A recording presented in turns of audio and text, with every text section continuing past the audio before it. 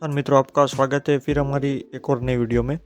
आप भी अगर नया ट्रैक्टर लेना चाहते हैं और आपके मन में भी ये प्रश्न आ रहा है कि कौन सा ट्रैक्टर ले, कितने एचपी का ले, कौन सा अटैचमेंट उसके साथ में ले, डाउन पेमेंट कितना भरना चाहिए और किस्तें और ब्याज में कितना कैसे होना चाहिए लोन में, और पुराने ट्रैक्टर की बदली कैसे करें, तो ये सभी प्रश्नों का हम जवाब आपको देने वाले हैं इस वीडियो में।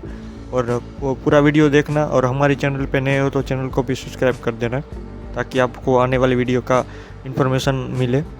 तो पहले हम बात करें कि आपको कितने एचपी का ट्रैक्टर लेना चाहिए।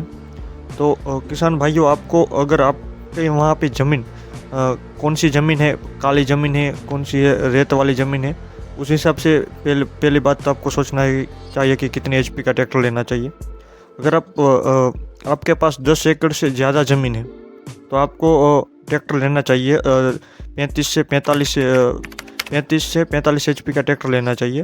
अगर वहाँ पे आपको मतलब ज़्यादा नरम भी नहीं और ज़्यादा हार्ड भी नहीं, ऐसी ज़मीन है, तो आपको 40 एचपी का भी लेना चाहिए। आपके हिसाब से आपको वहाँ पे ज़मीन कौन सी है उस हिसाब से आपको ट्रैक्टर लेना चाहिए।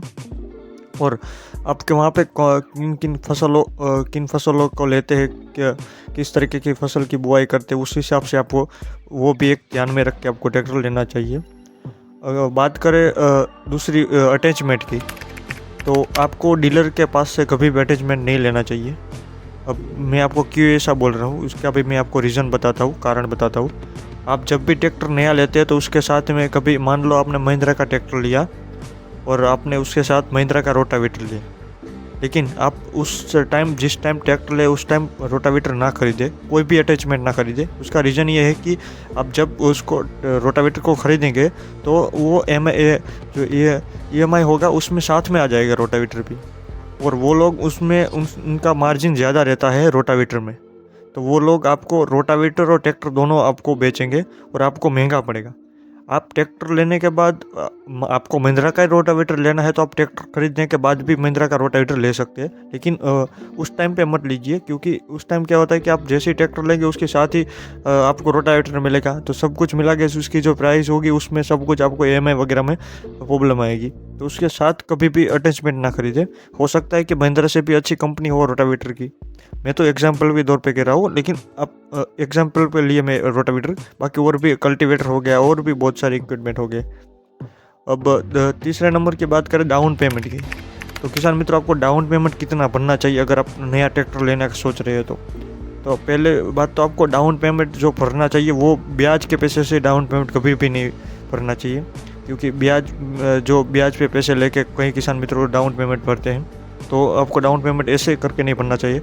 अगर आपका ट्रैक्टर 6 लाख का है तो आपको उसमें 40% मतलब 2,40,000 जितना डाउन पेमेंट आपको भरना चाहिए, और वो पैसा आप कभी भी ब्याज से पैसे लेके आएंगे और उसको डाउन पेमेंट भरेंगे तो आप कर्जे में डूब जाएंगे। ऐसा कभी भी मत करना। अगर आपके पास कैश पड़े हैं 2,40,000 तभी आप ट्रैक्टर खरीदना।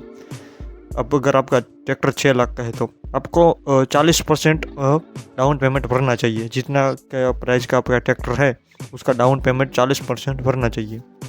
अब चौथी बात करते हैं ब्याज और किस्तें। तो किसान मित्रों, जो ट्रैक्टर कंपनियां होती है उनके जो डीलर होते हैं वो आपको ट्रैक्टर बेचते हैं, तो वो दो तरीके से ट्रैक्टर का जो लोन करते हैं उसमें 2 तरीके से आपका पास ब्याज लेते हैं, एक घटते क्रम ब्याज और एक फ्लैट रेट ब्याज। घटते क्रम में क्या होता है कि मान लो आपने 6 लाख का ट्रैक्टर खरीदा, उसमें 2,40,000 आपने डाउन पेमेंट भर दिया। अब 3,60,000 की आपने लोन की, तो उसमें से वो लोग क्या करते हैं कि आपने मान लो एक किस्ता था वो भर दिया 1 लाख का, तो आपके पास 2,60,000 बचे अभी, तो 2,60,000 का ही ब्याज आपको देना पड़ेगा। उसके बाद फिर आपने एक किस्ता भर दिया, तो जितने किस्तें आप भरेंगे उसके बाद जितना घटता जाएगा उसका ही उतना ही ब्याज लेगा। और जो फ्लैट रेट होता है उसमें क्या होता है कि 3,60,000 के लोन हुई तो उसी का ही पूरा का पूरा आपको जो ब्याज है वो ब्याज भरना पड़ता है। उसमें आप घटते क्रम में मतलब जितनी आप किस्तें भरते जाएंगे तो उतनी रकम बचेगी, तो उसका ब्याज अलग से नहीं भरना पड़ेगा। तो एक फ़ायदा होता है फ्लैट रेट में। बाकी आपके वहाँ पे किस तरीके का होता है वो आपको पूरी इन्फॉर्मेशन लेनी है पहले ही, कोई जल्दबाजी नहीं करनी है, और रेट भी आपको कम करवाना है उनसे ट्रैक्टर का भी। उसके बाद ट्रैक्टर खरीदे। सोच समझ के खरीदे, बहुत ध्यान से सब कुछ कैलकुलेटर करके आपका कितना ब्याज होता है, क्या सब कुछ होता है, कितने किस्तें आते हैं, वो सब कुछ सोच समझ कर आप ट्रैक्टर लेना। जल्दबाजी मत करना, क्योंकि डीलर वाले क्या करते हैं, आप जब भी जाएंगे तो आपको चाय पानी पिलाएंगे, नाश्ता का पूछेंगे, ये सब कुछ करके आपको कंफ्यूज कर देते हैं। आप ज़्यादा पूछ नहीं पाते, या तो शर्माते हैं कि क्या वो डीलर से पूछना चाहिए नहीं। तो बिना शर्माए आप जो भी डीलर से पूछ सकते हो सब कुछ पूछ लेना चाहिए, क्योंकि डीलर वाले आपको बहुत ज़्यादा लूटते हैं किसानों को। और किसान का पैसा जो होता है वो बहुत मतलब खून पसीने बहा के पैसे कमाते हैं किसान, जब जाके उनको वो ट्रैक्टर ले पाते हैं। अब पांचवी बात करते हैं पुराना ट्रैक्टर की बदली।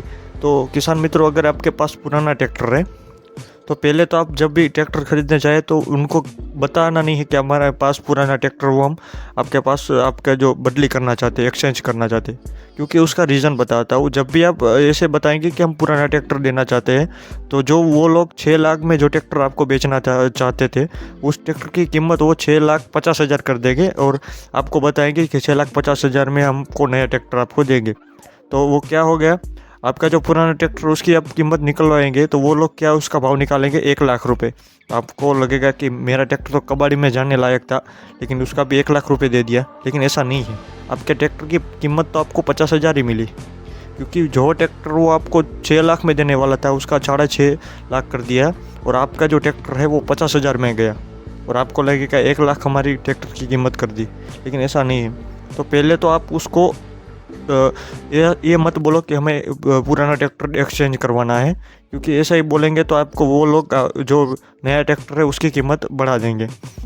इससे मतलब आपका फ़ायदा हुआ नहीं है, लेकिन आपको लगेगा मेरा फ़ायदा हुआ कि वो नया पुराने ट्रैक्टर की कीमत मुझे ज़्यादा दी थी। ऐसा नहीं होगा था, वो लोग ज़्यादा कभी भी नहीं देते, वो सोच समझ के वो लोग सब कुछ करते हैं।